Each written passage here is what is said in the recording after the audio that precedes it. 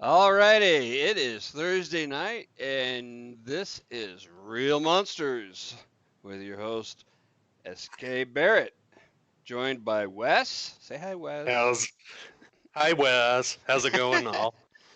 And special guest host Kelly Evans. Hey, how's it going? Special guest again. Very special. Yeah. Oh, but yeah, Yeah. Patty wanted to air know if bracket you're special. a regular now. Yeah, I'm kind of feeling that way. I'm feeling the love. Good. Absolutely. That's all we give around here is love and psychopathy. And yeah, I was gonna say a little bit of psychosis thrown in. Yeah. Um, if can before we get started, I saw some interesting comments on the Bundy movie, um, hmm and how it's some people are freaked out about how Bundy was portrayed as this super charming guy, and they're like, you know, um, and not coming across as an evil monster, and it really is freaking some people out who you kind of knew it but didn't know it, if you know what I mean. Did Um, you read my interview with Billy? Billy Jensen? yeah, but I don't know what you would be referring to specifically. He was talking about that in there where his fear wasn't that they weren't going to show the history. His fear is that Zac Efron playing him would glamorize it. Because, if they're going to show the true history there, Yeah. you better show when those girls were dismembered, Hmm. Right. when they were So, brutally murdered. so wait a minute. Are people complaining because Zac Efron was like too for the part, or are they complaining that the part just in general he was too charming? I Well, think that what Jensen was saying was not to fault Efron, but to fault people viewing it as Right, glamorizing who he right, right. was. right, But I don't know about the others. Huh. I don't think he overdid it. I thought he played him really spot on, actually. Um, Hmm. But then uh, you know a little bit more about the average serial killer than most people. I guess most people's knowledge of serial killers comes from shows like this, right, or things like CSI, where they're always slightly odd, or they have some sort of scar, or weird eyebrows, or strange hair, or some sort of weird right. scent, or something. A tell, They right? say No, they smell like boiled wieners or something.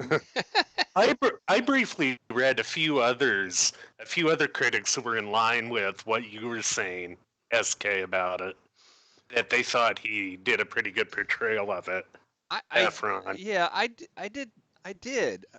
And the kind of the point behind this show is that you can't tell these motherfuckers by Yeah, even being around them, even dating them sometimes, having a family with them, right? Like BTK, And right? yeah, Um, and be married to him for years. right. Ridgway, um, Yeah. he had a family. He had a couple of wives. He had kids, and he had extended family. I mean, and so you can't tell, but people want to think that they can. hmm And Oh yeah. it's really unnerving to people that they can't, that there's no way to tell, objectively. Well, Huh. who the motherfuckers are. all you have to do is watch a few episodes of Criminal Minds, and you become an expert in detecting this sort of behavior. So come Right, on. right, right. Well, yeah, go rewatch that, huh? Yeah, that's the best Yeah. research you could do. That's yeah, criminology, man. All you have to do is turn the TV on. There you go. All right, I like that tonight show. Come on, sorry, I do like that show. I shouldn't be I liking do. I do. it. Sorry. I do. Yeah. Um,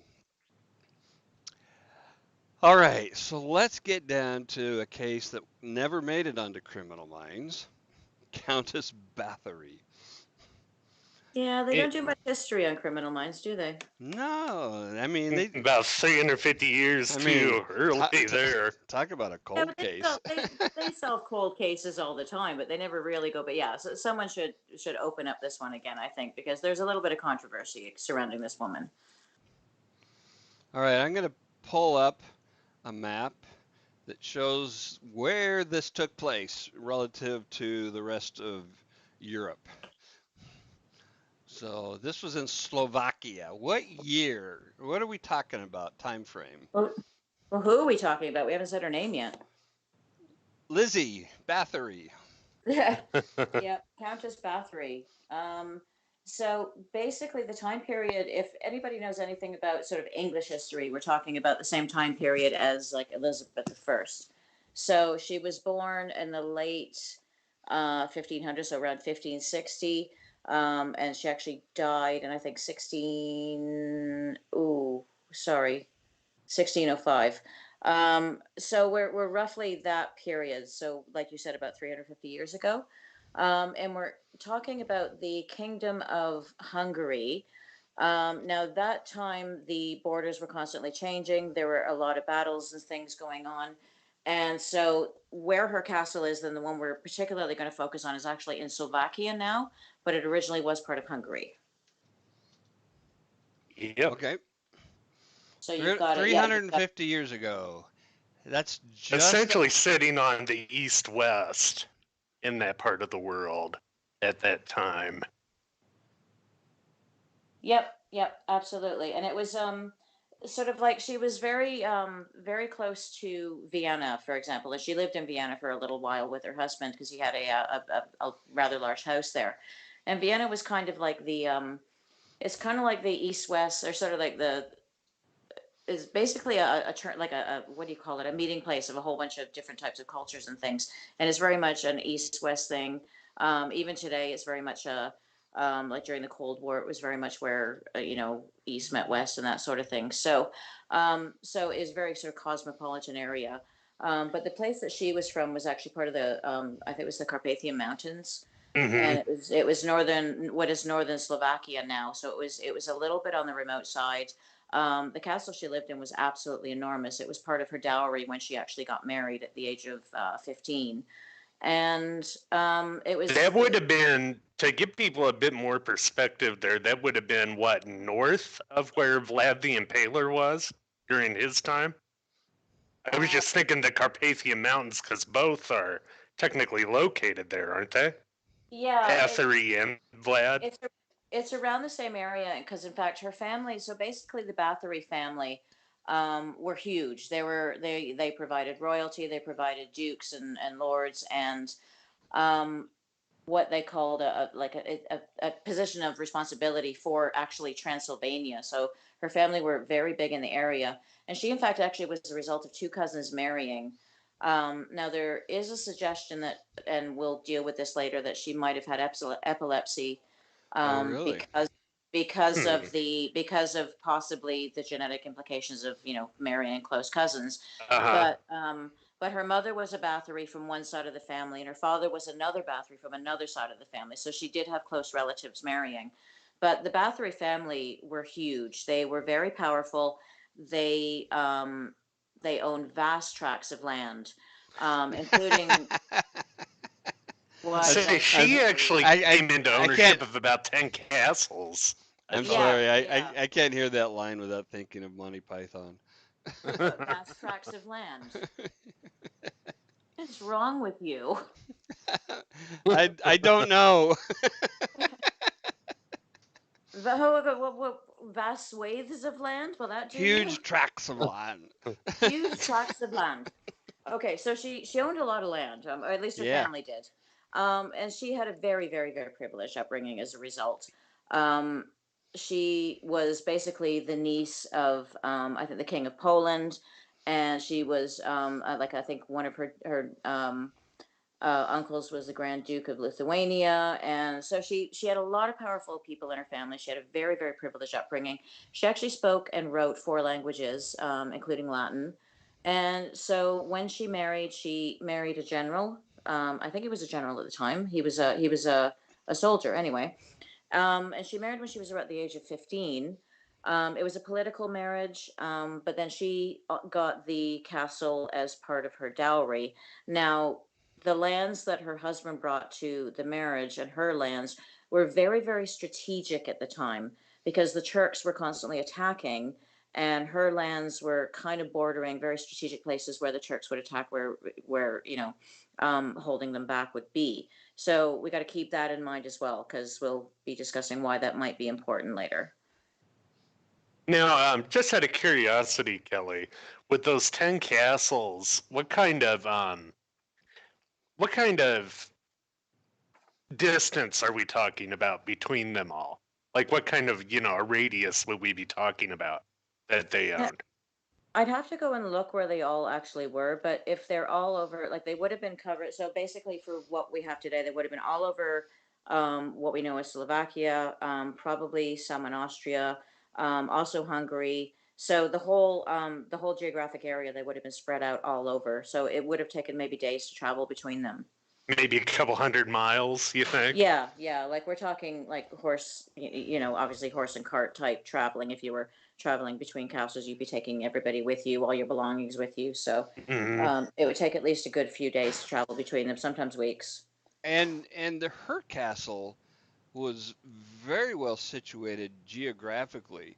It and on the top of the highest peak in the region, so it could view, you know, miles and miles in every direction. Yeah, it was Cashti's castle, and like I said, she did get it as part of her dowry. Yeah, it was very, very high. It had views all around, and it was very strategic from the point of view of keeping the Turks out of like the Hungary. Like it was very close to the border where the Turks were actually attacking.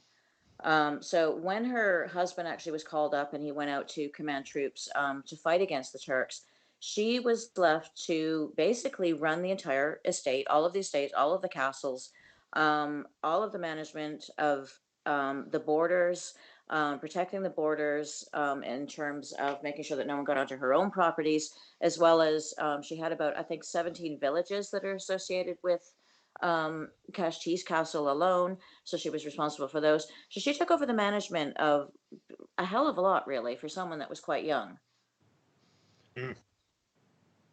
Well, and that kind of goes with, I mean, she was known as a woman of pretty formidable intellect. As you Yeah, yeah, she said, was. Yeah, being basically trilingual and then Latin yeah, on top of it. Plus, she yeah, wasn't just thrown into this; she was raised to do this job. yeah, yeah. Well, back then, political marriages were important. So if you had a girl in particular, the pretty much the baby's destiny was figured out when they were a Yeah. matter of a few weeks or even a few months old. It's just the way that it happened. But just to tell you how significant the marriage between her and her husband was, there were 4,500 guests invited to the wedding. Wow. Yeah, Whoa. Dang. so she was significant. She was a heavy hitter in terms of the royal family and just the ruling classes of the time. Did they get married at that castle? I haven't been able to find out where they got married, but I definitely know that his wedding gift to her was the castle, the Cashti's castle. Huh. No, I I was just wondering to, kind of get an idea of just how big everything was. Just Yeah, I've the I've actually grandness of I've all of actually vi- that. I've actually visited Slovakia. Now, I've never been to her castle, but I was about an hour south of where her castle is, and there's another massive castle where I was just outside Bratislava, and you can get a Hmm. sense of it. The castle itself is so remote and up on a hill. It seems really desolate and really lonely. But then the villages down below are like full of life. And we were lucky enough to go to like a Sunday fair type thing.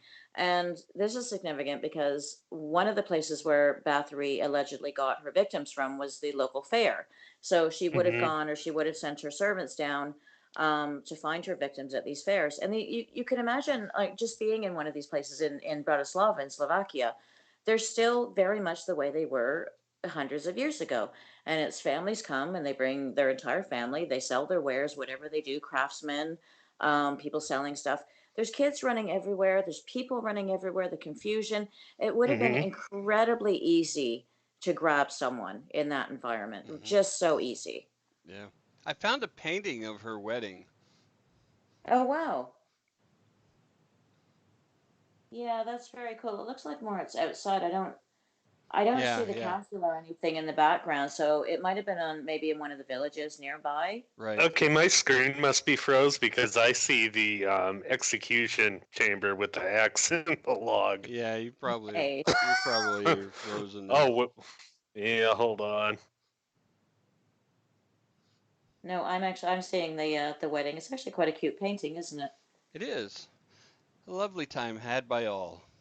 Yeah, you really get a sense of everybody dressing up and everybody. Obviously, it was a significant wedding because there's like no people of there. Everybody has money in this painting, and everybody's Right. dressed at the times, right? And Except everybody's for in the that. serving people in the background.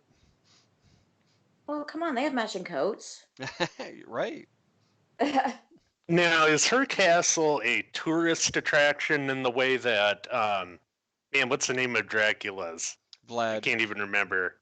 No, no, no, Dracula's castle. Oh, um, I can't even think of the yeah. name of it, but you know how they had how Romania has in essence turned that into a tourist trap.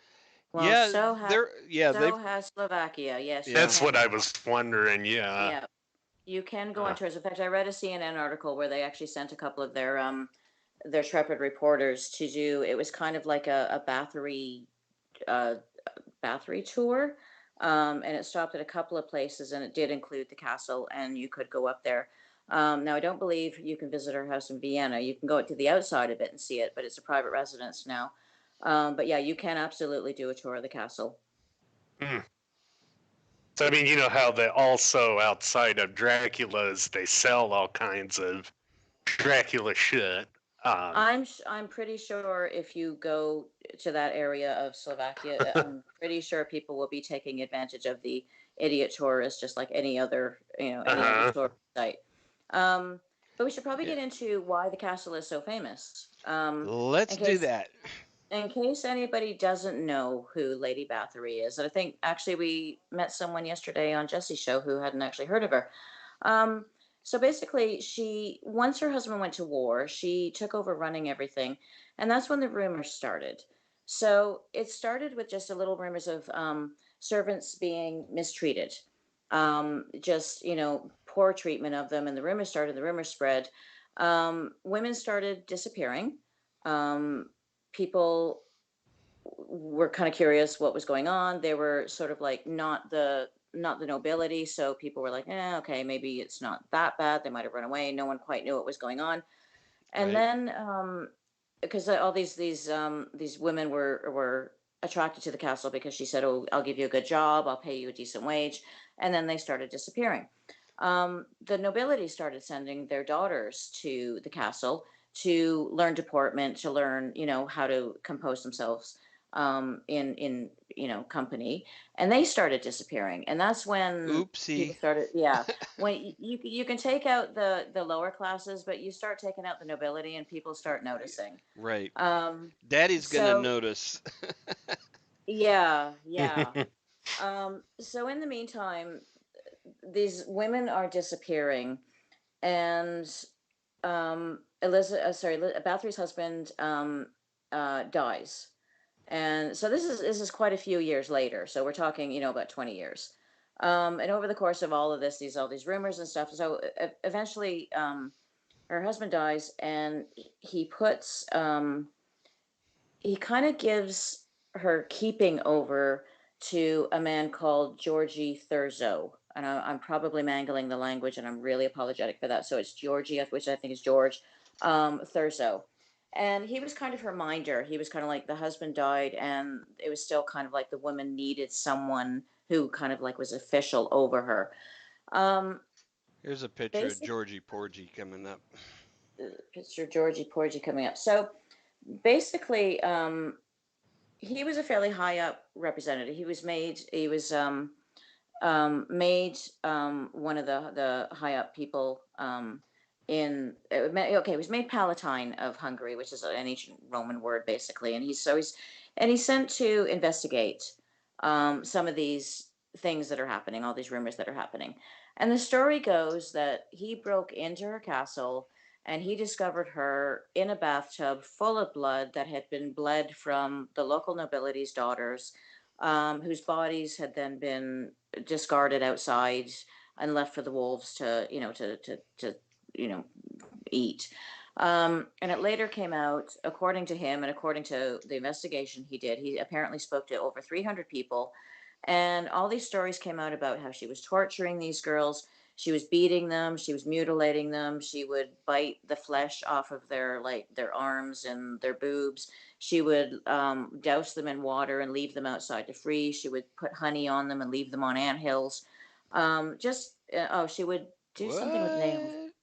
There was something about nails. She would stick nails under fingernails or something.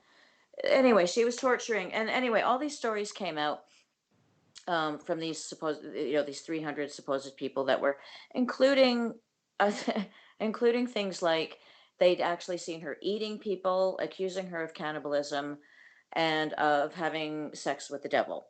So So now we know that people are embellishing. yeah, you think? How Yeah, you. common were both of those charges in witch trials at that time? Sorry, what? Oh, the How witch trials. common were both of those trials in witch, or both of those charges in witch Oh trials? yeah, definitely. Yeah, it was. I think she was actually also. So basically, she was arrested, and four of the people that worked for her were also arrested, and those women were accused of witchcraft. Oh, okay. Um, Hold on. Who has the power to arrest her? Thurzo, well, doesn't he?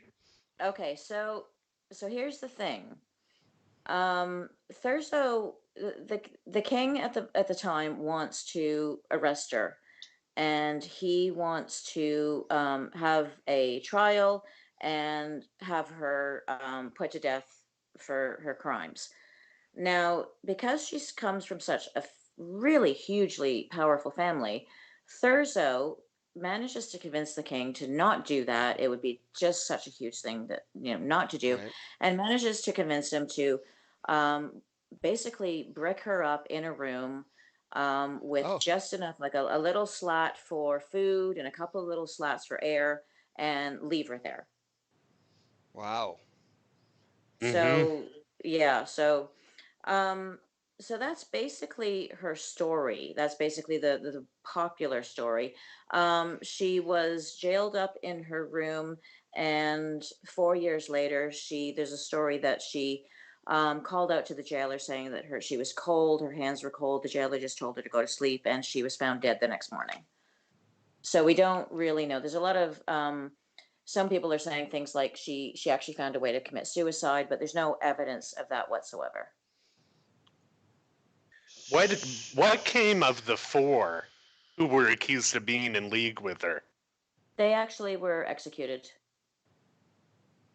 Oh, So yeah, whether they were, whether they actually were innocent or guilty or not, they were executed.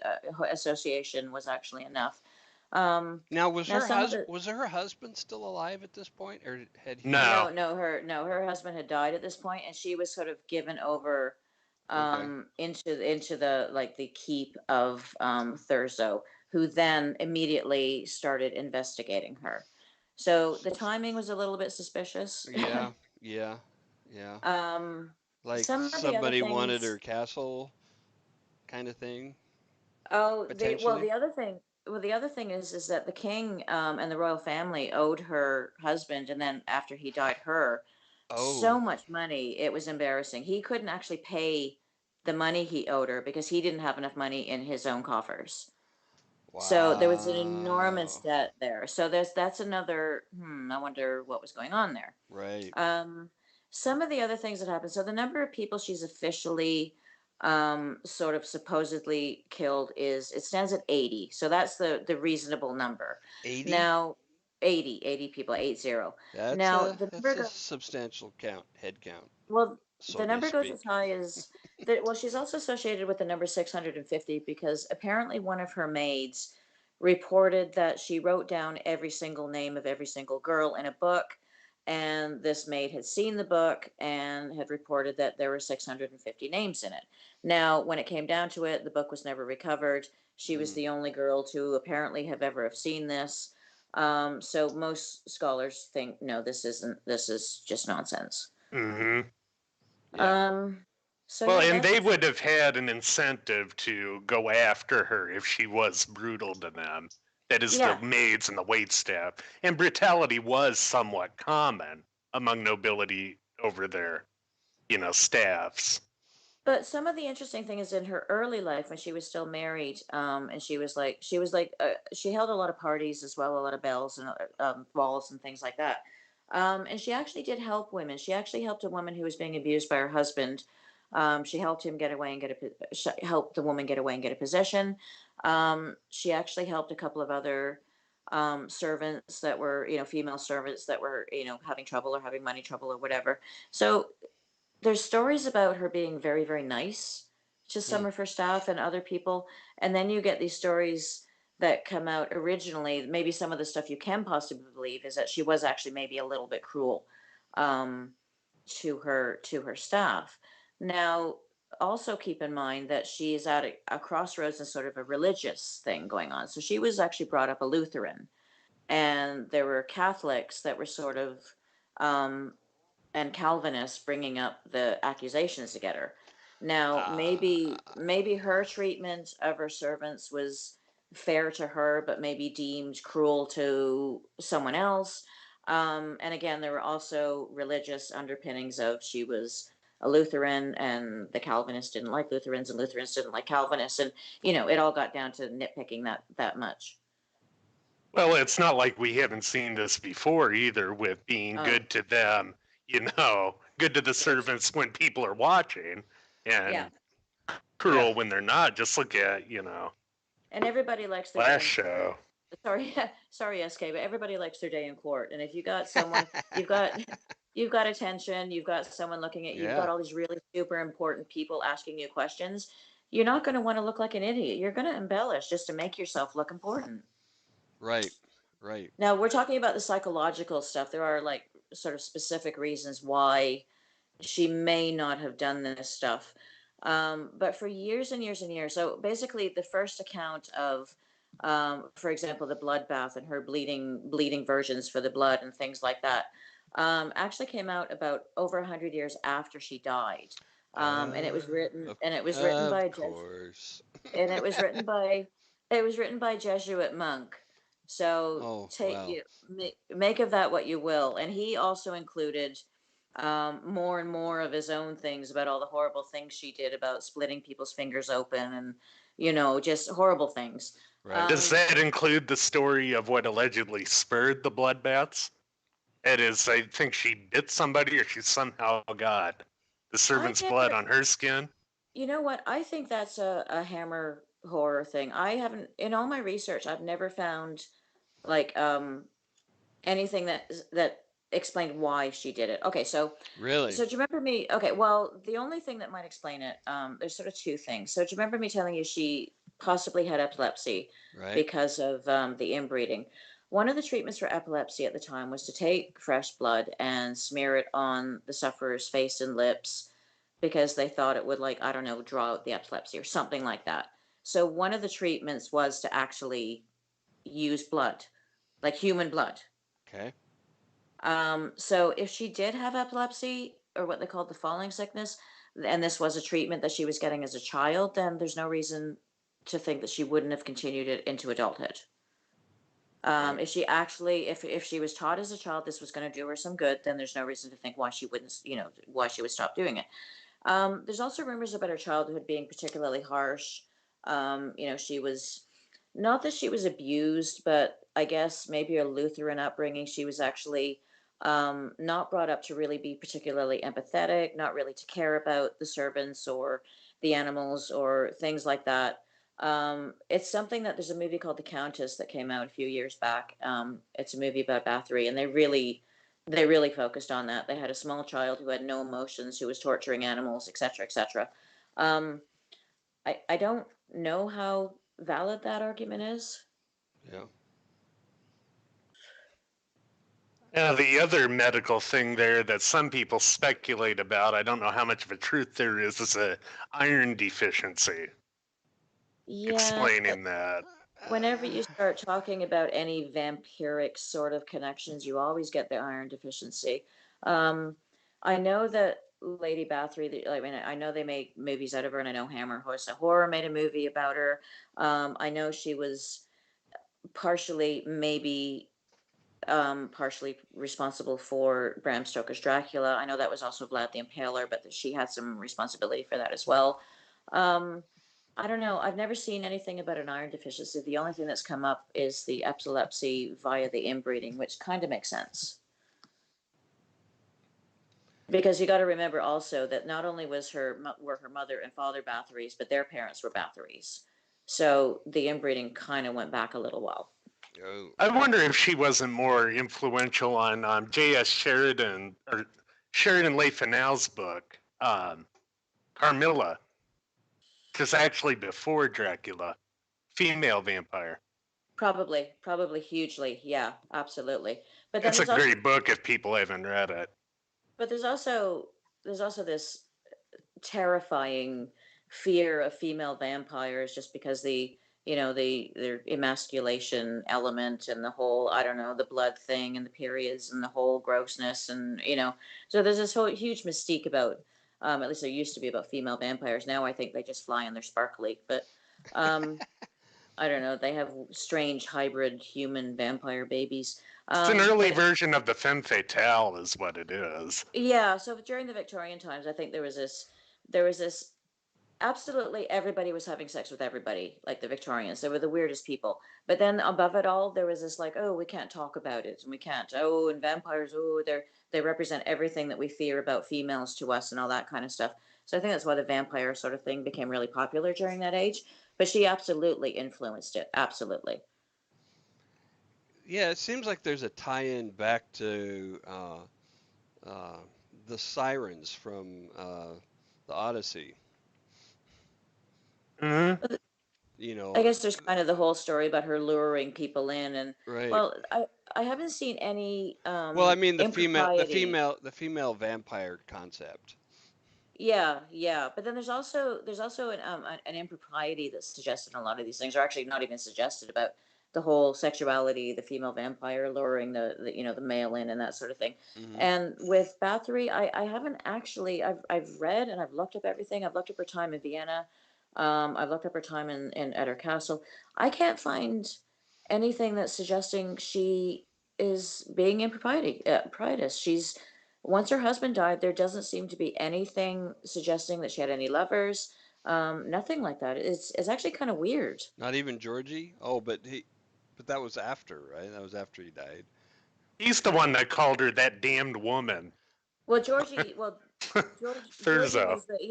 was the one that eventually investigated her. But I mean, obviously she had a relationship. She had sex with her husband. She had 4 children with him, and the children were actually sent away to be schooled in Vienna while she was actually at her castle. So they didn't actually. I don't know. Now, see, she would go and visit them, and there were a few rumors about things happening during her time in Vienna while she was visiting her children, but it was never investigated, and it's possibly because of her family connections again. So again, we're down to rumors that happened, 350 years ago. But whether the kids ever saw anything when they visited home, I can't find anything about that. I do know there was I've tried to find a copy of her will. I've been looking it up the last couple of days, but apparently in her will, she actually wanted to make sure that one of her son-in-laws, so her daughter married someone she didn't like, and I guess there was some sort of power grab, and she actually wrote in her will, "Don't give this guy any of my land." So I just like I'm wondering. I need to find the copy of that will because I want to know what the hell was going on there. So there's no real evidence that she bathed in blood to maintain her youthful appearance or anything like that. Just a prurient mind of a monk producing Well, that. well, the other thing is that okay, so if Georgie Thurso did actually make up that story, and the monk was recounting it, the other thing is that so Georgie actually went to arrest her a couple of days before he claimed that he found her bathing in blood. So his timeline doesn't match up. Oh, well, that wouldn't hold up in court. Now, didn't they find a couple of the girls in captivity when they originally went in to arrest her? Well, see, I think they did, yes, and I haven't been able to find anything about what happened to them or the state of them. So I don't know whether it's a case of The historians I heard were saying that they thought they could have been mistaken in what they saw there, that it was medical devices, not torture devices, that they I really saw. I think that's stretching a little bit because nothing in her background suggests either an interest or any sort of um, education in medicine whatsoever. The only thing I've seen is that if she did it, and let's say she did up to 80 people, it would have been some sort of sadistic pleasure. They can't find any reason why she could possibly have done this. The bleeding, the bathing in blood and the virgin's blood and the rejuvenation, even possibly the epilepsy cure. They just reckon if she did it, it comes down to pure sadistic pleasure. She was just a weirdo if she did it. If she did it. We do Well, have see, quite a few people who believe she's innocent, too. well, it's funny. I started looking up some of the old, like some of my sources that I like for. I mean, I'm a historian, so yeah. Whenever you need a serial killer from history, call me on, because there are so many of them. And No, I most of started them looking more, up. a lot of them more crowns. Yeah, tell me about it. Legitimate serial killers. Yeah, I started looking her up a little bit, and sorry, I lost my train of thought now. What were we talking about? innocence. Oh yeah, I started looking up, and it's like there's nothing. I think there's one person in the 1800s that sort of started hinting she might have been innocent because the king didn't want to pay her all this money, kind of like a Right, Knights Templar situation. right. The reason the Templar were taken apart is because the King of France owed them so much bloody money, he could never pay them back. So he started bad mouthing them, and that basically was the end of them. Um, they were powerful. They had land. Everybody owed them money. So he owed her money. She had a lot of land. She had a lot of power, strategic land in terms of fighting off the Turks, the enemies. Um, a lot of people would have wanted her gone or out of the way. So I've noticed that, especially last year, there seemed to be this huge explosion of articles about, yes, she's actually innocent. So I don't know where Hmm. that's coming from. I don't know whether it's a result of one person there. I think there was someone who might have written a book a couple of years ago, and I think that maybe prompted a lot more of this.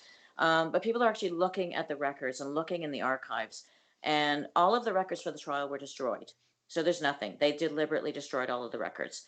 Um, of the 300 people that supposedly were interviewed, they could find a couple of records. So they only found a record of 13 actually being spoken to. So there's exaggeration on both sides, I think. Yeah. So they still have a few things from when she was around. She was actually in her 80s, I think, when she died, walled up in her room. But they actually have a few of her letters. They actually have over 30 of her letters still stored in the archives in Budapest. And man, I would love to get my hands on those. So how long was she imprisoned then? Just 4 years. She only lasted Oh, four really? years that way.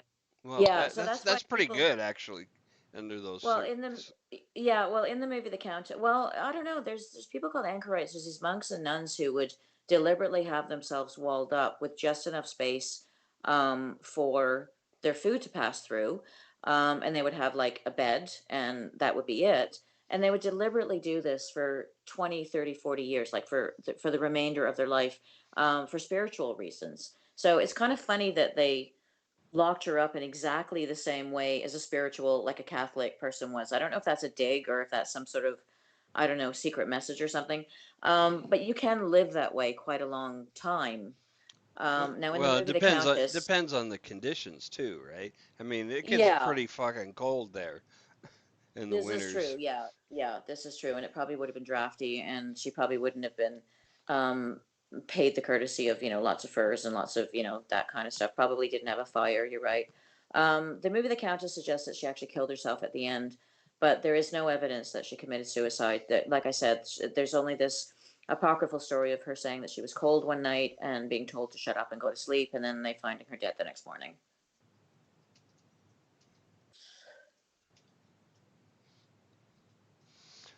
So, She also never admitted to anything. So during her trial, um, which I'm not even sure she turned up to. I know she was questioned. Um, she never admitted to anything. There was never any. I think they may have found a few bodies, but again, there's questions about where the bodies were and the context and things like that. Um, I don't know. She never admitted to anything. She just kind of disappeared, and it really suited absolutely everything for her to disappear. And then when she died 4 years later, conveniently, well, that was it. That was the end of it. hmm Everybody got the land. The land was taken away from her because of the position she caused. If they had actually executed her, like for treason or for her, then the land automatically would have reverted to the king. But the way that it was done, Thurzo actually took over management of all of her land until her oh death. So really? yeah, because the husband had actually given over care of the wife to Thurzo, and because the wife wasn't dead technically, Thurzo was still responsible. So he actually just stepped in and took over management of everything. So like power of attorney. Exactly. So it worked out well for him. It worked out well for the king and all the royal family who owed money. It was, as the least amount of embarrassment to her family if she did do this stuff. So it kind of win-win situation, except for her. Yeah, it didn't go so well for her. So she never admitted to it. Oh, I had a question. Was it ever She uh, never had a trial. She, she, right? well, no, they wanted to avoid the public spectacle of a trial because it would have been embarrassing for the Bathory family. So at least there was some consideration or some recognition that she came from a very hugely powerful family with vast tracts of land. um, yeah, they were still, even outside the land that she herself was managing, they were still a powerful family and had, their own power in their own right. So, in order to avoid embarrassment, they didn't have like a trial. They just basically said, "We found this evidence. You're guilty. We're going to wall you up." Wow. So was it ever common practice to pay for witness testimony? Yes, So absolutely, so absolutely happened all the time. It's not a new thing. so this would also be a factor then in the um, a The way motivation for for trial, yeah. embellishment. Yep, absolutely. In fact, there actually has been some speculation that a lot of these women, they no longer had a job. They, because their mistress was now, potentially guilty of something. What were they going to do? So paying them with a few gold pieces, yeah, they'd be happy to say anything. Right? Did the People four incredible. who were accused of collaborating have a trial? I don't. Uh, Or That were I they don't know. just. Sorry, yeah, no, that I don't know. I'm assuming they did because I don't think you can pass I don't think you could pass the judgment of like an execution without having had a trial. So, but I haven't been able to find a lot of information about them. There's very little written about them. I think one of the people that was accused actually was a nanny to her children for a period of time. So these were people that she knew intimately. But I haven't been able to find anything about what actually, other than the fact that they were all executed. Okay. But they were also, I think, at least one of them was executed for witchcraft. So there was a suspicion that something was going on, and they couldn't accuse Bathory of it. Either they didn't have the evidence, or it was, patently ridiculous that she was consorting with Satan. But I guess I don't know. I'm not sure what happened with them. Well, that's a low threshold for patently ridiculous, considering the nature of the charges in a Well, witch trial. yeah, okay. It's all a matter of degrees, I suppose. So was there any separation of church and state at this time? I mean, Yeah. Oh, yeah. I mean, it Well, was there were witch trials and there were other trials, and but were they all run by the same people, right? Were the civil trials and the Well, you religious still had about trials, 100 years before the Enlightenment right? to This is answer what I that question, but no, this is, well, okay, so this is technically after Martin Luther. So it's after the Protestant Reformation started. So it's like the right. latter She end of was the she was Reformation. Lutheran. So she was Lutheran. The people that initially accused her were the Calvinists. And like I'm thinking, you're both Protestant. What the hell are you doing? Right. But it gets down to, there's some big differences there. yeah, it But gets down to yeah, I know, but it gets, I mean, to your average person, it's like, okay, Calvinists, I know the Lutheran, I know the original Lutheran, I know the Calvinists are more the Scottish, like, it's like, um, but the other question there was the Counter Reformation still happening at that time. I, it depends on where you are in Europe. And I hate to say that, it sounds like a cop out, but it really does depend on where you were, because it was like a little bit more advanced, for example, in France than it Spain. was in the Eastern European countries. And as to the question about whether there was a separation of church and state, there's supposed to be. um, but the church was still heavily, heavily influencing, especially in like the Eastern church was still heavily influencing the politics and what was going on. Yeah. That's a question I'm going to have to look up. How did the Eastern Orthodox churches view witches versus the Catholic? Yeah, I'm not sure about that, because I know they took a dim view of it, but I don't recall hearing about any witch burnings or executions like in Greece, for example, or Macedonia or anything like that. So I don't know. Yeah, it'd be an interesting question. Yeah, the Orthodox Church has a tendency to be a bit more mystical in their theology too, and their Yeah. view of like mysticism. Yep. Yep. I was actually reading up about that. I'm writing an article on medieval horoscopes, and it's a satire, but yeah, I got reading up on it the other night, as you do, and yeah, they were heavily more influenced by like the number system, and all that kind of stuff. Hmm.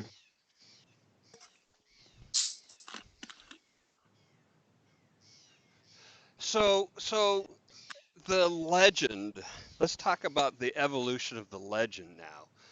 I was So, just going to ask you that, actually. I looked up okay, just for example, just before I come on the show, I looked up music and what sort of music is associated, if any, with, and there's obviously a group called Bathory, um, who went through a number of evolutions of names, but there were websites of like the top 20 songs that involve Lady Bathory. So she's obviously been a huge influence on mostly heavy metal music, I will say. yeah. Oddly enough, the band Bathory only did one song that was directly about her. That's funny. I was just reading that in an article. It was actually Cradle of Filth who did the whole album about her, Cruelty and the Beast. Yep. It was Yep. Danny Filth who wrote the article, and he named it as one of his top songs about her. That's hilarious. They only did one. But it seems, yeah, there seems to be that. And then, um, I guess the movies. I mean, there have just been so many movies and references and TV shows, and every time you need basically an evil vampire-ish bitch to show up in a video game, she's your gal. Yeah, because you wouldn't want to just make something up. Well, no, and I've seen some interesting artwork of her. We don't actually have any contemporary pictures. There was a picture that you put up about her, and it was actually a copy of one that was, I guess the castle must have caught on fire at some point, and the original was gone. So the Okay. picture you had is not, and like not the original. there are no contemporary images, so we really don't know. Yeah, that awful wooden statue that How someone bizarre is that? that's only been up the last few years, hasn't it? Is it Yeah. just me or does she look like a centaur in that? Like It's she's part horse. I think it's is it the dress supposed to be blowing or is it someone holding up the dress at the end or oh that's a cool picture. Wow. I like that depiction of her. Wonder where that's from. Yeah, I don't remember. I just went and grabbed some interesting ones.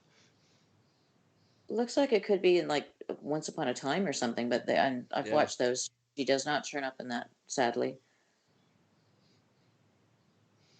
No, So she's how certainly was how was her legend kept alive over the centuries? I mean, we had the mad, horny monk making shit up about her, and then, but then what? What happened before Leifenau and Stoker did the research for their novels? Would be the question there. well, basically, once you get someone that famous and that gruesome, the legend never really dies, do they? I mean, Uh, word, um, just like word of mouth kind of thing. Um, what's the not word of mouth, but the telling stories, passing stories down, the oral oral history. histories. Yeah. Well, okay, so we know that the Jesuit monks book came out in, okay, so 1729. I've got the facts in front of me now. So it was the first written account of the Bathory case. The story came into question in 1817 when the witness accounts, which actually had surfaced, so I guess they didn't actually manage to burn everything, were published for the first time, and they actually had no reference to bloodbaths whatsoever. So then everybody starts going, maybe that Jesuit monk really wasn't telling the truth. So I'm sorry to interrupt, but is this where the term bloodbath comes from? I think so, yeah. Huh. It had never occurred to me I hadn't until thought of that. Yeah. Yeah. Uh, so later on, another guy writes a book in 1850, and he goes around and talks to people, and by then the legend has grown, and there's just this oral tradition, like you mentioned, of just people in the area loving it when strangers come in and start asking them questions. And then it's when like a ghost story to them, it probably. is, it is, it's just like it's like this legend, and And it originally it would takes off particularly when Stoker writes his book. Well, at the time, people were like Victorians in particular were doing their grand tours, and I don't know a lot of them that would have gone to Slovakia, but they might have gone, and they might have gone looking for the legend. They would have brought legends like that back to England or back to France or back to wherever with them. The books started getting written, more people were reading about them, and then once television and movies started, well, she was just perfect to make movies and Right, TV out of. And right. then once that happened, and then social media starts, and then music, and then it just rolls. That can So all really be traced back to Stoker and Leifenau writing their books, I with think it so. Yeah, people getting interested and seeing what the research was behind it. exactly. Yeah. And then, of course, like you said, the vampire myth sort of transmogrifying and changing over the years. Yep. And we'll continue to do so. I imagine we'll have like I don't know robot vampires in a couple of years. I hope not. Why would they need to be? I actually am of the gothic sensibility when it comes to horror in a Yeah, lot of ways. I do. I've read a lot of like I've read Varney the Vampire, and I've read all of the the books from that time, all of the gothic horror and stuff. And yeah, Um, I'm quite a fan. I do like the slow burn. I'm not a fan of the jump out and get you, and I do like a little bit of that really nice classic slow burn, well written. Yeah. Me too. And another thing I've always really liked about it is the sort of sensory ambiguity of particularly the Gothic ghost stories, where you don't know in many of them whether it's madness or whether it's something real they're seeing. Well, there's I don't know if you've ever read I don't remember the name of the author. It's called The Monk. Um, Oh, have you man, read that? it's been a long time. I'm surprised. I'm probably got it. I'm in my back. I'm in my room with my library, and I'm probably got it on my bookshelf. If you want to read a perfect example of is this guy mad or is he really seeing demons type of thing, read Hmm. The Monk. You've I have got to to read look The that Monk. up again. Yeah, it's awesome. And I've heard stories, and again, I don't know if it's probably apocryphal that the actual author wrote it in 9 days. He just didn't go to sleep for like 2 weeks and just wrote. Well, Uh, that'll wow. make you mad. Yeah. Yeah, I mean, it's just a crazy book. You've got to read it. No, I don't seem to have it on my shelf. I don't know But where it is. before we get too far off topic, one thing I Yeah, don't think sorry. we've answered: what was the difference in time between Vlad the Impaler and Bathory? Like 200, 300 years? Wasn't Vlad the Crusades? So, uh, About 300 years, maybe? I think it was. 350? Yeah, yeah. I'm pretty sure he was. Actually, I'm not sure he was fighting the Turks as well. So it might have been. Might have been 14, more born contemporary. 1431. Is that Vlad? Vlad, yeah. Okay, so Oh, apparently, well, so so only it's about 100 between their births. 129. okay. Well, apparently the Turks were a big issue back then. Hmm. Yeah. Well, they Turks caused trouble all over for a long time. Yeah, but Vlad had a different MO than Bathory did. I mean, if you Oh, take of Well, course. kind of surface Forests famous. face of men on value. stakes. I mean, he might have got some blood on him, but he certainly wasn't bathing in it. Right. He did like to eat amongst it. Oh, did he eat them as well? I didn't know Oh, that. no, not eat them, but eat amongst them. He would have Oh, eat it. dinner in Oh, the yeah. forests of Okay. guys on stakes. Okay. Wow. Sorry. Yep. First, I thought you said he liked to eat monks, and that Oh, was no, just. no. And I was like, what the That, hell? that's a different kind of steak dinner. No, I wonder Okay. with that if it wasn't more of him viewing it as, a glorious statement to say to my enemies, stay the fuck out of my territory when he looked Well, at it. that is a deterrent. Yeah. Well, he's also doing it for the glory of Christ, the glory of God. He was taking care of God's enemies. Yeah, member of the Societas Draconistrarum, Yeah, he thought he was doing, he was a soldier of God. the Order of the Dragon. Yep, back before George Martin. Hmm? Hmm. Yeah, what's that, Okay, like so 5 shows coming out? um 5 pre-shows for Game of Thrones oh, I've that heard they of have it. in Yeah. the hopper. I just wanted to finish What, the books. Please prequels? finish. Yeah, prequels, I guess. I don't know. I don't follow it. Fantasy's just not my cup of tea. Yeah, I like the but history element to it though. if you understand that he's basically copying the, was it the Hundred Years' War? Wars of the Roses. War of the Roses. I don't know. I still can't like it. I'm sorry. Yeah, it's pretty That's much. I'm kind of the same way about sci-fi. I mean, I like some sci-fi, but I don't know. I can't suspend my disbelief when I'm watching it. Is the problem? But you can believe Uh, that she killed 650 people. No, I never said I believe that. Oh, okay. Sorry. Okay. Okay, so hang on. We last week we started well, I started a leaderboard, at least a fake leaderboard. And I think last week we decided that Empress Wu was on the top just because circumstances were she thought she was doing the best she could for her country, etc., etc. right. Um, in terms of body count, we got to put Bathory on top. Well, I don't know. Wu Mm, wiped out generations, so I don't know. I don't think Bathory's on top on this one. What do you think? no. On the head count front, are we going with the low number of 80?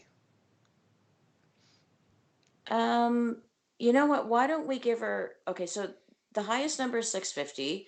Right. Another number that comes up a lot of the time is around 300, and the official number is kind of 80. So you can, I don't know, split the difference, maybe give her 100, 150. Yeah, that number wise, that would, I mean, we don't have an exact count for Wu. We just know that entire Entire family, family, 12, entire, 12 lines of the, yeah. So we have that. We know Mary Tudor was around the 300 mark with her martyrs. right.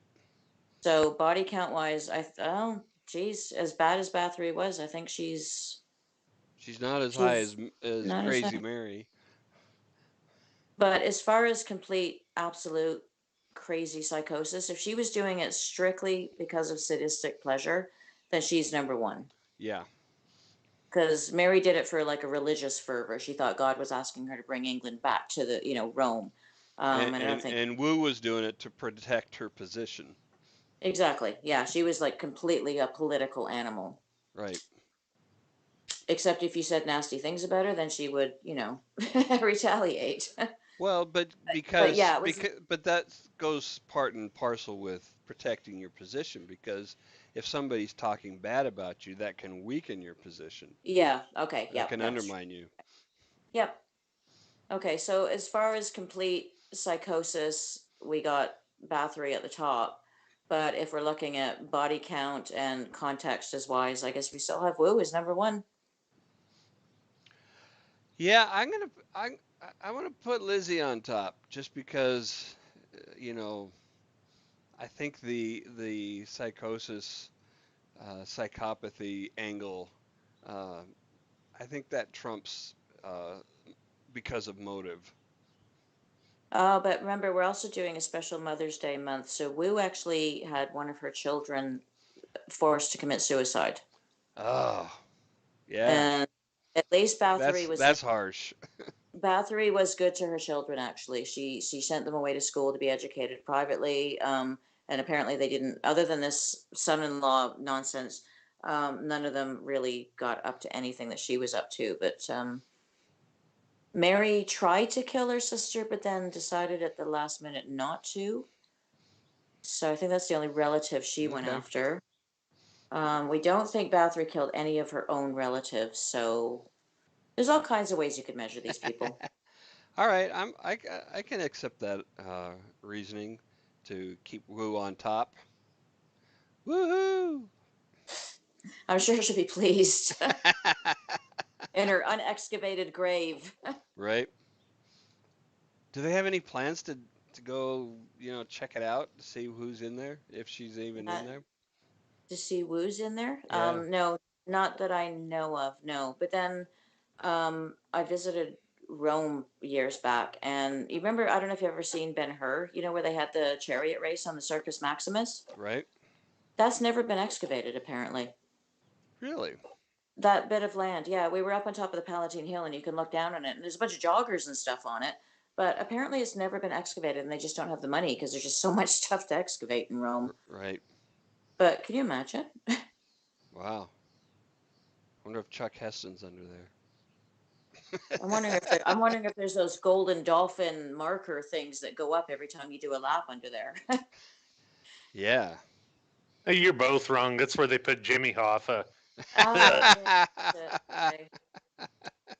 Okay. Good one. When that Teamster, yeah, that Teamster ring will show up any minute now. All right, so we have Wu as number one. We're gonna say Bathory number two and Crazy Mary number three. I think so, yeah. Just because I just think Bath is just a little bit more interesting Yeah. than Mary is. So yeah. All righty. Awesome.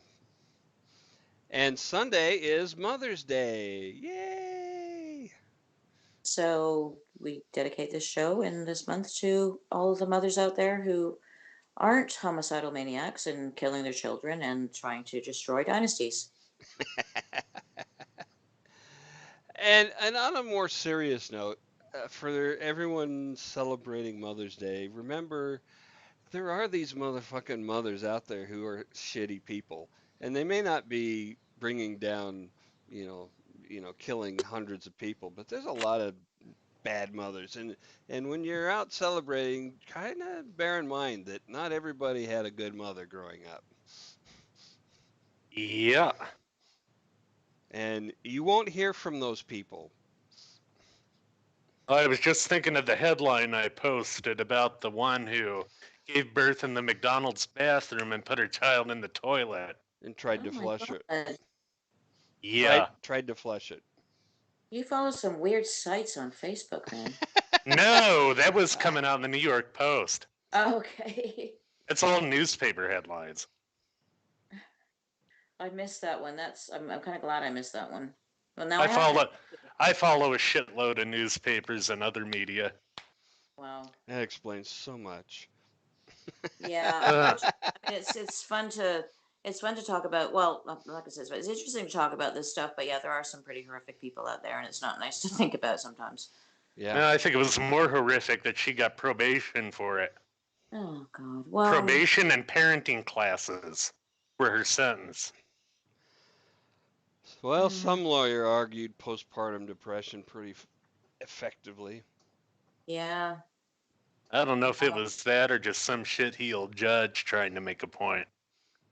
yeah. I don't Not know. not the right point to I make. I would imagine she's pretty closely monitored by child services. I would imagine if those kids, if anything happened suspicious to those kids, there's a lot of people, especially since her name was probably in the paper. There's probably a lot of people watching those kids. I would prefer her being monitored in the prison walls, the Wow. confines of the cage she Mm. justly deserves. Yeah. Yeah. Yeah. I always get on weird topics with you guys. But that's just me. We started with a 17th century mass murderer how do you who made it to not the get Guinness Book of World Records, and now we're talking about babies and toilets in Walmart. Jesus. how do you not get onto weird topics? That's what I want to know. I wouldn't know how to do that. I guess you go on a podcast that's not about serial killers. No, I think we could do it anywhere. Oh, okay. Okay. Well, that's good to know. If I ever start a podcast and you're on as a guest, I'll know what to expect. Absolutely. Okay. Absolutely. So we've got. I think we've still got 3 more weeks of May left. So we're gonna have to decide who's Yeah. up on the chopping block. We've got a few contenders. One of the subjects I want to talk about is mothers who kill their kids, and we could combine several of these into one show. Um, and and then I want to hit some women serial killers, modern women serial killers, like Eileen. We have to Which throw. one of those did you want to? Well, I guess it would make more sense to throw Sylvia Likens in on that first subject. Yeah, Yeah. And The because Sylvia Likens case, although she wasn't killed by her mother. yeah. I'm thinking more like Diane Downs and that kind of shit. I mean, she was killed by somebody who was caring for her in a mother-child relationship, but Okay. it wasn't her mother. So, Well, that's close enough, I would say. yeah, that counts. I think that counts. also a modern case. There's Actually, actually, the source material for Jack Ketchum's book, The Girl Next Door, was Sylvia Likens. Oh wow, I didn't know that. Okay. There's also a Danish woman. She didn't. I don't think she had any. She might have had kids of her own. I'll have to check. But she actually ended up killing something horrific, like hundreds of babies. Oh Other obviously Lord. other people's. She's An on the. abortionist? No, no, no. No, She was. killing him out of the womb, you mean? Yeah, exactly. Yeah. Okay. I think she worked at a hospital of some sort, but we can maybe throw her in as well. Kind of a baby version of Doctor what's his name in Yorkshire, um, Shipman. Oh, Yeah. him. Yeah. And maybe a doctor show in June. We still haven't done that. Oh, that's going to be horrific. Shipman and Swango. That's going to be, people are going to be so uncomfortable. Just, that one just strikes a little bit too close to home when you talk about doctors. Swango's actually from my hometown where I live. Oh God. Really? So, yeah. And She must take, so I have a friend who started off as a pen pal who's from Yorkshire, and so she was living in Yorkshire when Shipman was doing his thing. oh wow. That's creepy. Yeah. But then don't they say that you guys probably know the statistics about how many serial killers the FBI said are walking around? Like you could be living next door to one and wouldn't know it. Well, there's some differing estimates on that. Um, Hmm. Okay. I've heard as low as 30, Oh, active. I thought it I've was, heard as high as 300. yeah, I've heard in the hundreds actually. Yeah. And the interstate highway system has really facilitated that serial killers.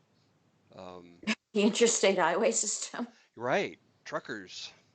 Well, it Oh, would right, confuse yeah. them jurisdictionally, although Right. now, of course, you have the FBI with the more of an understanding about it with the BAU and Quantico, but also computer systems to Yeah, but regulate the things like data has demo. to get into the system before it can show up. So, Right, right. Yeah, I agree. And that's where you still get the jurisdictional problems right. with Well, something like that. the other thing that could be hiding these people is they could be getting their kicks online. It could be satisfying whatever urge they feel. So instead of actually going out and acting on them, they could be, getting their kicks, like I said, at home. But the other Oh, side I'm of the sure the internet's bred a few serial killers. well, I was just going to say the other side of the coin is there's probably people that are looking at stuff on the internet and thinking, "Hey, that looks like fun. I'm going to go try that." Oh, yeah. So I'm wondering if that makes the numbers worse since the invention of the internet. Well, Right. look at, I was just thinking with that, look at Armin Meiwes in Germany.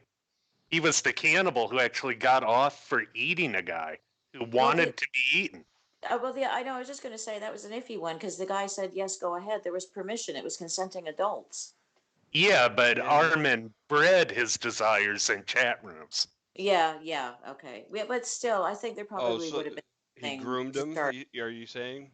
No, I'm not saying he groomed this guy. I'm saying that Armin honed his thoughts and his Oh, desires as a cannibal gotcha. online. I Yeah. think the curiosity was probably there before he joined the chat room.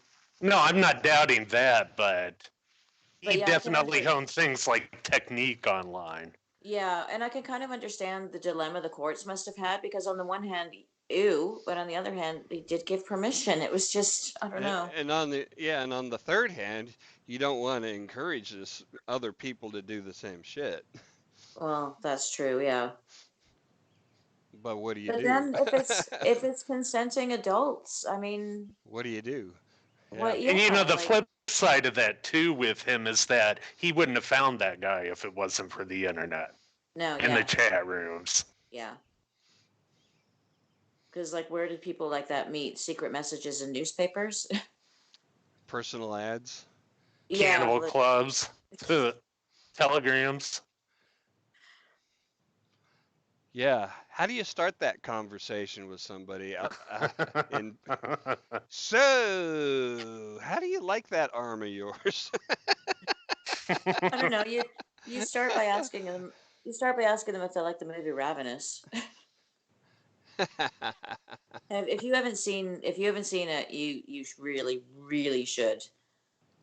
They actually did a low budget movie about me. It was based upon the videotape that he took when he Oh ate that God, guy. that's horrible. He made a I, video? Yeah, he recorded the whole thing. oh God. He basically gave the guy like a codeine benzo cocktail, put him in a bathtub before he sliced him up. Oh, so weird. Wow. And I'm not even gonna go, but you just know if you look it up online, that video will be there. Oh, I'm sure it would be if you went somewhere on the dark web.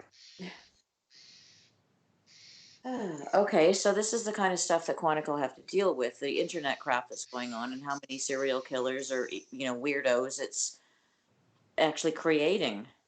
Oh, Yeah. absolutely. How do you even quantify that? I mean, they've been dealing with that since, well, the 70s when it was created. Yeah. Yeah. Yeah, it's um I don't know. I don't There's almost certainly not enough resources going towards tracking these guys. Oh, I would bet. Yeah. Well, it's almost impossible, though. I mean, the size of the internet. I mean, it's just. I mean, can you imagine if Bathory had the internet at her disposal and she put up a job ad for a maid, great Uh, pay, great job yeah. benefits. We'll pay for your travel. She would have had victims, and no one would have even caught her. And that's where it basically gets down to anymore, when they're tracking them, you basically have to depend on them making a mistake Yeah. somewhere along the line. Right. Yep. Well, that's not a new thing, right? I mean, No, it isn't. you see Well, Yeah. that that's what for Bathory did. She started killing nobility, and once nobility starts disappearing, people start paying attention. Yep. And that's the sad thing. I mean, how long could somebody like Ridgway have gone on if he hadn't made his mistakes but kept killing prostitutes that nobody was looking at, you know? Well, yeah, that could have gone a lot longer. could have gone a very long time. Yeah. Yep. But then one wonders how many people, like disadvantaged people or disenfranchised people, are disappearing now, and no one's keeping track of it. So there's your data again. You need the data in Right. order to actually analyze it. Sure. Yeah, homeless people could be the new target for um, serial killers. Oh God, there've been so many CSIs and Criminal Minds and all the other stuff that there've been at least a dozen episodes where homeless people go missing or something happens to homeless people or someone starts with homeless people and then escalates or whatever. Right. Yeah, yeah, Because, because nobody, there's no tracking them. There's no way to track them. They're itinerant by definition. yeah. But it's been going on for like I think as long as people have been living on the streets. Well, and it's Which sad is when you look forever. at yeah. And I was just thinking, it's sad when you look at the sex work part of that.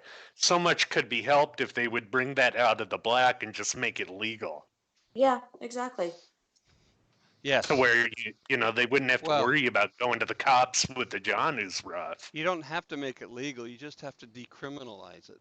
There's a Yeah. significant difference in that. Oh, Yeah. sure. Yeah, that would be definitely a step in the right direction. Yeah. Just make it so that they can not be arrested when they report being abused Yeah. Well, and preferably to where attacked. they don't have to fear legal consequences That's of what any sort. exactly. Mm. Yeah, Well, they people, lawmakers, man, if you say you're standing up for women and women's rights, do that. You want to Yeah. protect women, do that. Decriminalize prostitution so these women who are doing this voluntarily, and that's the ones we're talking about, Right. can be safe. Couldn't agree more. Bring them out of the dark. Yeah. Look at the so success that those counties in Nevada have had with it. And they regulate it responsibly. well, I think Amsterdam regulates it as well, and they're the same as like their marijuana before the states and Canada started, hopping on board, and Hmm. they've had very, very few problems over there. Oh, yeah. Yeah. Okay. I think we have more than dipped our toes in the bloodbath of Bathory. I feel so much younger now. Like Oh stepping in man. a time machine, isn't it, Kelly? Really is, yeah. That's just wonderful. Thank you again for being on our show and bringing your hysterical, historic perspective to Thank you our for having show. Thank you. thank you And thank you for having me. Thank you for putting up with my bad puns. oh, well, if they don't feel at home here, then I don't know where they would. Yeah.